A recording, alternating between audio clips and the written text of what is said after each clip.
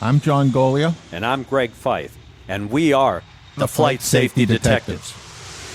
We're just two guys who have spent most of their career with the National Transportation Safety Board investigating aircraft disasters and aviation safety issues all over the world.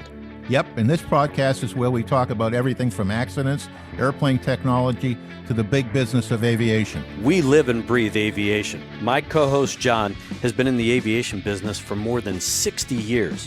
He was the first and only airframe and power plant mechanic to get a presidential appointment to the National Transportation Safety Board. And Greg is a former air safety investigator and GO team captain for the NTSB. He's investigated everything that flies worldwide since he started his career 40 years ago. And on top of that, he is a Living Legends of Aviation inductee. So between John and myself, we have over 100 years of aviation safety experience. It's time to buckle up because it's going to be wheels up. Let's get this show in the air. We're going to talk on this particular episode with regard to Ethiopian Airlines and their 737 MAX accident that occurred in March of 2019. Some of the preliminary issues and, of course, some of the certification issues and oversight issues by the Ethiopian government. So with that, I want to turn it back over to John to introduce our special guest. Again, we have with us today George Snyder, who is the president and CEO of GHS Aviation Group. And he's a friend and a former VP of Safety for US Airways, as well as the former VP of Safety and Security for Korean Airlines. And he has extensive experience in the Asian and Pacific environment, and he does safety audits around the world, helping companies make themselves better. And we welcome his thoughts and his ideas to help make things better. Thank you, John. Thank you, Greg. It's good to see you again. One of the things that we're talking about today, and again, John and I have a lot of conversations offline about a lot of these issues, so we always appreciate the expertise that somebody like you brings into the conversation. So with that being said, Ethiopian Airlines, the 737 MAX that crashed several months after the Lion Air 737 MAX, all of a sudden now the focus, of course, has been brought to the 737, the Boeing company, as far as their certification process, of course, our FAA. But we have to turn back and look at Ethiopian Airlines. I mean, one of the things that we've seen is that there aren't a lot of, if any, maintenance issues being developed with that particular accident. It's more operationally focused with that flight crew and the flight training. And so with all of that, what do you see in a global perspective from an operational standpoint that the at least the investigative authorities should be focusing on in that particular investigation? Greg, I think there's a lot of things that not just that part of the world, but the entire industry is sort of waking up to. You highlighted the certification process. You highlighted the relationship between the OEM and the FAA in this country, which is being reviewed. We don't, as you've correctly indicated, the final report is on the Ethiopian accident has not yet been issued. There's been some preliminary information, which I think you're going to speak with later on. But from a maintenance and airworthiness point of view, this was essentially a brand new airplane with essentially brand new components and systems installed. There were no, at least to the best of my knowledge, there were no previous discrepancies, chronic repetitive technical issues with the airplane. From an airworthiness point of view, it seemed to have been an excellent aircraft. But some of the preliminary information that has come out is that the AOA vane is in question with its reliability and operation. There's been discussions about the fact that either it failed or it actually came off the aircraft because of a potential or possible bird strike that resulted then in an unreliable airspeed issue that the crew was posed with. Yeah, that's what the preliminary information is. It seems to the seminal event seems to be something to do with the AOA equipment that either malfunctioned, as you said, was involve some sort of structural impact, or shortly after liftoff was just providing inaccurate information to the flight crew. And while we're probably going to come back with you later on in another episode to talk more and more about these training issues and some of the ramifications of the elements of this investigation as they come out, especially at the final report, the big question I think now is, how well are these pilots, not only at Ethiopian Airlines, but worldwide? How well is our training programs and the tools that the pilots have available for training to give them all the necessary information and background that they need to operate an aircraft, especially as advanced as these airplanes are getting in this environment today? It's an excellent point, Greg. I think way back when, many years ago, when I joined the airline industry, there were a lot of extremely experienced flight crew on board the airplanes. In fact, 10,000 hours was considered an average for the commander. 5,000, 4,000 hours was considered an average for the second in command. So an airline, when they hired these people, had only really to polish their skills in the particular aircraft type that they're going to be hired on, to bring them up to the level of proficiency and expertise that they needed to operate the aircraft. Today, that same experience level is not available worldwide. We've probably could have a separate discussion on that. But the airline training programs fundamentally have not changed. So if you have experience that is not what it used to be, supplemented by sort of a legacy training program, we have some challenges. And those challenges are overcome by getting good information from the OEM that we feed into the full flight simulators so that we can train and check these pilots on what they may experience during normal line operations. Today, the simulator fidelity on level C and level D simulators almost exactly replicates the aircraft most of the time. But as we found out early on, after several upset event accidents, the simulator fidelity in certain conditions that are outside of the flight test envelope of the aircraft, the simulator cannot, by definition, replicate them. So if you're training pilots in an area where the simulator does not have a high level of fidelity, you're not giving them a value. And in fact, under some circumstances, it's even negative training. On the training issue, George, we have a standard for training around the world. It's called ICAO, International Civil Aviation Organization. It's part of the United Nations, and they have a set of minimum training for virtually everybody in aviation. Do you think that today's environment is adequately addressed by the ICAO standard for training?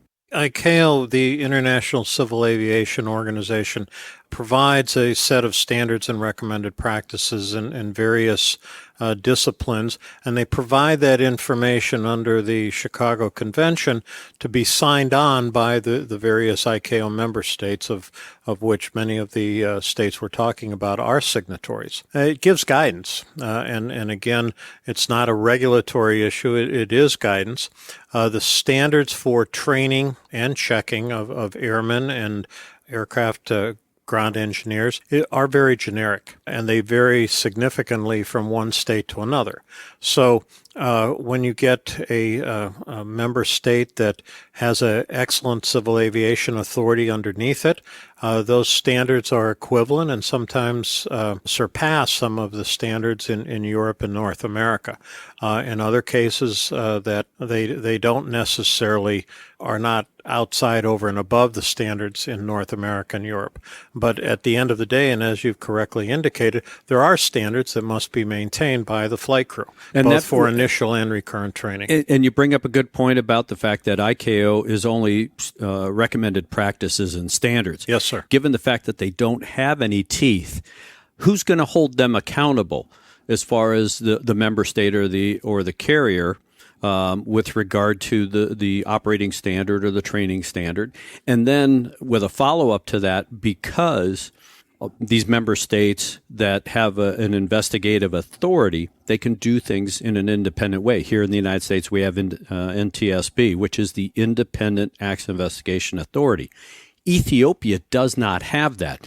Their government is running the investigation without having that level of independence. So how is it that they're going to be held accountable if they put out a report that biases the fact that their pilots were great, the airline was great, and it was a bad airplane, when in fact all the facts, conditions, and circumstances may not support that? Really raised two excellent questions. One, how does the international aviation industry sort of police itself over and above ICAO, over and above the state civil aviation authorities?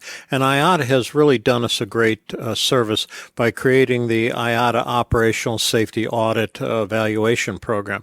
This is a set of almost, it's 895 standards in 8 different disciplines that a airline, to become IOSA registered and meet these international standards, has to successfully complete. So over and above the civil aviation regulatory oversight, now we have IOSA, which is a set of standards highly above, and Ethiopian Airlines was one of the first airlines to be IOSA registered.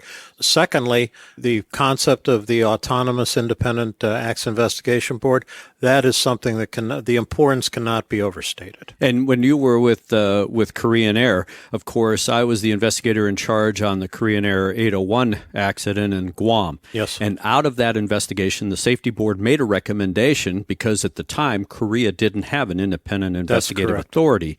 Yet we made the recommendation, and the Koreans did, in fact, create this independent investigative authority. But we also made recommendations to Korean Air for changes. Can you just give us a real nutshell of what changes that you incorporated based on that accident? Well, first of all, the NTSB did a tremendous service to Korea, to the industry, by making that recommendation for an independent autonomous investigation bureau, which in fact the Korean government implemented almost immediately after the recommendation was made. People were identified within the Korean government. They were trained right here in Washington through the NTSB Academy, shadowed you and a lot of the other investigators in charge to really learn how to conduct a comprehensive, objective, and a valuable investigation. So that helped. That helped Korea, and that helped the world. Secondly, when you made the recommendations to Korean Air, there was some significant changes made to really driven by the corporate cultural change, where we started to really take our training and evaluation seriously, that we brought it up almost immediately to international standards. They were always at the regulatory standards for Korea, but they were brought up a little above. So again, the recommendations that were made were immediately implemented, and it's made Korean Air the safe airline that it is today. And one of those recommendations, even though it didn't name you by name, Korean Air did reach out. They went overseas. They brought in you as their vice president of safety and security, which brought in a different perspective, given your airline background and that kind of thing. Do we really see that there's going to be any kind of recurrence of the issues that we developed with 801 in the future for Korean Air, or have they been mitigated or eliminated in the training or the operations of the airline? I think one of the recommendations to bring in outside expertise, and we had an excellent gentleman by the name of Mr. David Greenberg, former Delta Airlines Exec VP of Operations, myself, another gentleman, Captain Bill Hardy from Canada. It just brought in some outside expertise, a different perspective. And it brought in the quality assurance program, which speaks to exactly what you're talking about, not allowing any type of degradation of safety standards, to ensure and continually assure that systems, process, and controls are in fact delivering the desired results and not allowing it to go back to the past. George, one of the criticisms that I often hear about certain cultures, a lot of Asian, is that the captain is the senior person on the airplane and the other crew members don't ever want to raise any issues with them, don't want to say anything negative, bring bad news to the boss, so to speak.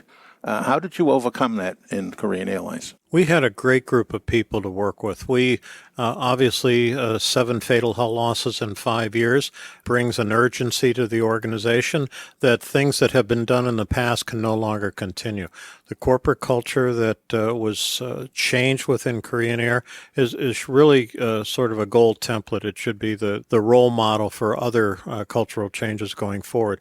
We did not dispute the autonomy of Korean culture and tradition. We did not want to change any of the practices outside of the airplane. But what we did establish was when you were on a Korean Air flight deck, you were similar to being in an embassy in another country.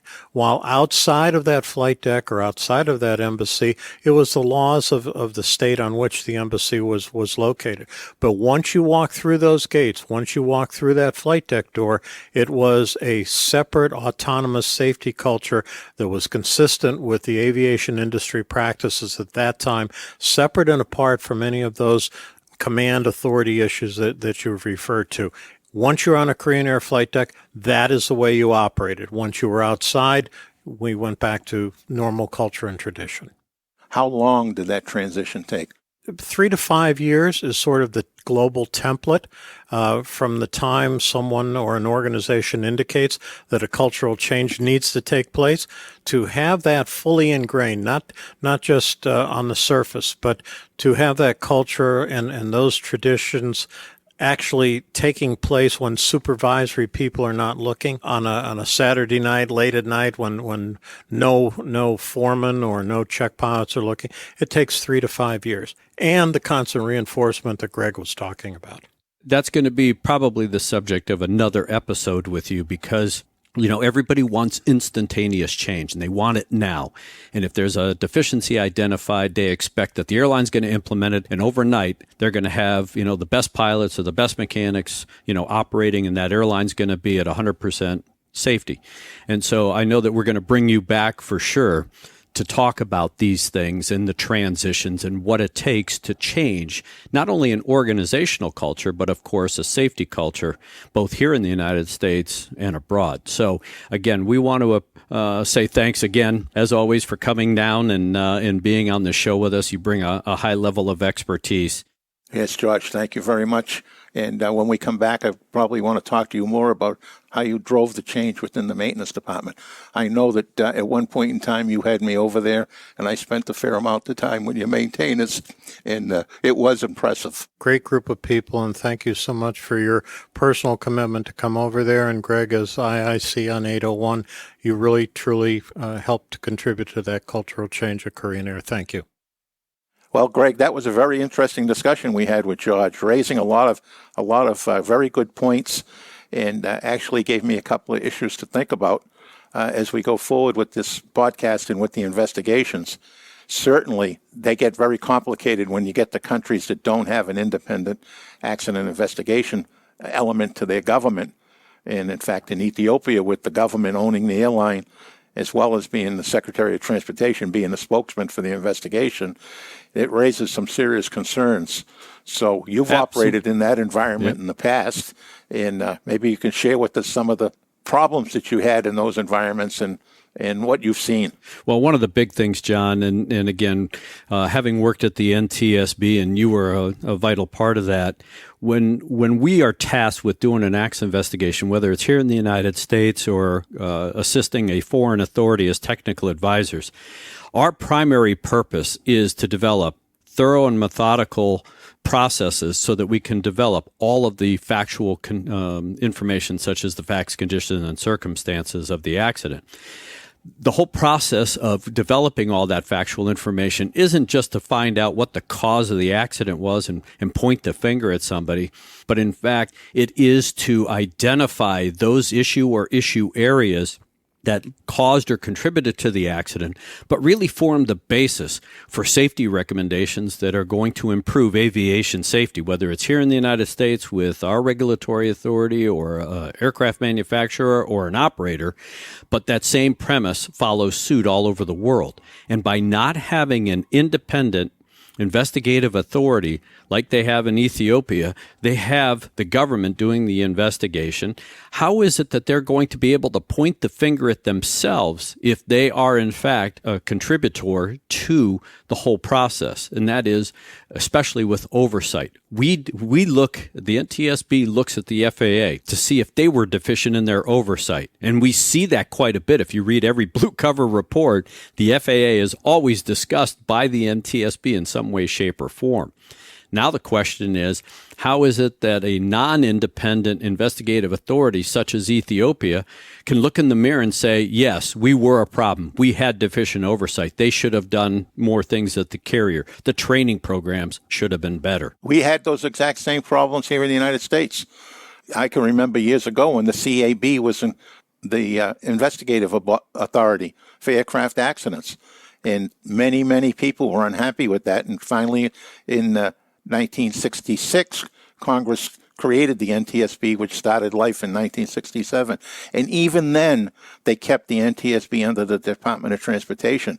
And it didn't take but a few years before problems came up with that, because the Secretary of Transportation was, I'll use the word, interfering with the investigations to the point where the outcry from both the NTSB personnel and other people in the industry got louder and louder. And finally, in the early 70s, I think it was 1972, might have been 71, Congress said enough, and they made the NTSB an independent authority and gave the NTSB, by law, it's right in the structure, the actual law itself that says that the NTSB is expected to criticize other agencies by name when there's a deficiency. And we see that in life. We see that in life. It's real easy for us to be critical of others. It's very difficult for us to be self-critical, especially if we think we had some contribution to whatever event may not have turned out as we planned. And that's why it's so important that we have these independent investigations worldwide,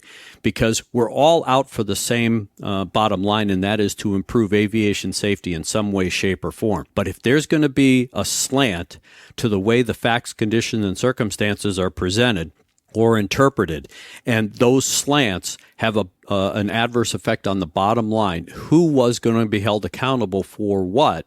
And then, of course, how do you develop a good safety recommendation to improve the system if you really don't have the proper perspective? It's important for everybody. You know, if on the 737 MAX issues, we did not have any problems in the United States. If we only focused on the United States, there would have been no improvements to the fraud. All right, but by having information coming into us worldwide from operators, it's going to change the system. We've seen it on other airplanes, not just the MAX. We've seen it in the system. You know, Americans fly on all these foreign airplanes, as do the Dutch and the French and so on and so on. All right, this is a worldwide representative of people. Yes. And having a investigative body that can make observations, opinions, and recommendations based across the board without fear of retribution in their own country is very, very important. Absolutely. And we've seen it here over and over and over again where, you know, Americans flying on not only U.S. flag carriers, but overseas. We see folks in France and we see folks in Europe and even in Asia demanding someone to be held accountable. And while we don't like that term with regard to accident investigation, we're not trying to hold people accountable from a litigation point of view. We are trying to understand who had the responsibility, why did that responsibility fail, and if it did fail, then how are we going to fix that so that these folks are accountable or responsible, whether it is a government agency, an airline, or any other alphabet organization that has some contribution to that event. And I think that is, again, one of those things that to have that independence, it's going to be real interesting to see what the Ethiopians put out as far as a report to see how slanted it is. We saw that in brevity a little bit with the preliminary report, the report that they wrote about the flight, the way it was presented by the Minister of Transport in her briefing of the international press. It was 180 degrees out of phase. The facts were cited in the report, but the way she interpreted those facts made that sound like their pilots and their airline were the best in the world and that it was a bad airplane, and that is not necessarily true. You know what it reminds me of? Where we were with politics in this country, and maybe in some cases where we are with politics in this country, is the politicians will say whatever they want regardless of the facts. Whatever it takes to get their point across, for them to make it seem like they know what they're doing, they will say it. But the facts come in behind it, and you're wrong. I mean, we see it today with so many of these news organizations that are doing fact check on what our politicians say on the campaign trail. And it seems like every single time they do that, they identify a whole bunch of things that were less than 100% accurate and truthful.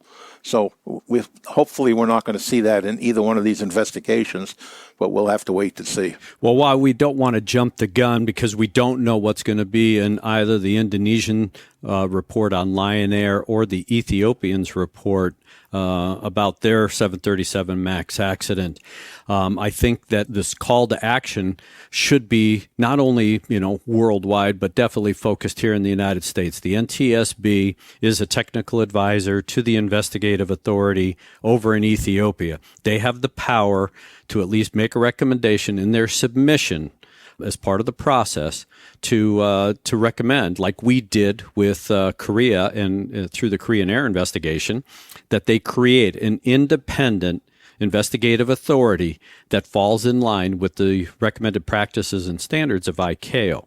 And I think that a call to action, if that does not happen or they balk at that, I think that the folks, at least here in the United States, should be on the phone or letter writing campaign to their congressman that gets the United States government to push that issue, because we do need thorough and methodical investigations that are unbiased, that have no perspective other than to interpret properly and fairly the facts, conditions, and circumstances for the sole purpose of enhancing aviation safety. And we've seen in the U.S. how family members can drive part of that process. We've got changes in the U.S. to certification of pilots. I mean, we have today the 1,500-hour rule that was driven by the family members out of the Kogan crash in Buffalo, New York. I think we've had a number of Americans that were perished on these accidents in Lion Air and in Ethiopia, and those family members should be pushing real hard here in Washington to get the NTSB to do whatever they can do as part of the investigation. It isn't just influencing it inside the tent, so to speak, while the investigation is going on, but they can actually write an independent report if they feel so motivated, if they think it's so convoluted, and but it takes a little bit of pressure on the government for them to take that step. That is a pretty drastic step. Well, while you and I could probably talk the rest of the day about all of these issues, we're going to wrap this podcast up. But for you, the audience, if you have any questions, any comments, please feel free to provide those to us, because we like to read them. And of course, we'd like to address them in the following podcast. So if you have those questions or comments, concerns, and that kind of thing, please drop us an email at flightsafetydetectives, all one word, @gmail.com. And that's detectives with an S. I made the mistake trying to get on myself. So it's you're cutting me out of this detective thing? Thank you very much. I really appreciate it, John. I'm not sure that we're going to be partners much longer. So anyway, well, thanks for listening to this episode, and we look forward to having you involved with us in this show. Hopefully it brings good perspective to some of the issues that you don't necessarily get to read or see on TV or in the mainstream media. So again, till our next episode, I'm Greg Feith. I'm John Goglia. And have a safe flight. To listen to more episodes of the show, go to flightsafetydetectives.com or the Professional Aviation Maintenance Association at PAMA.org, and wherever you find your favorite podcasts. Catch us next time when John Goglia and Greg Feith talk about all things aviation. Thanks for listening.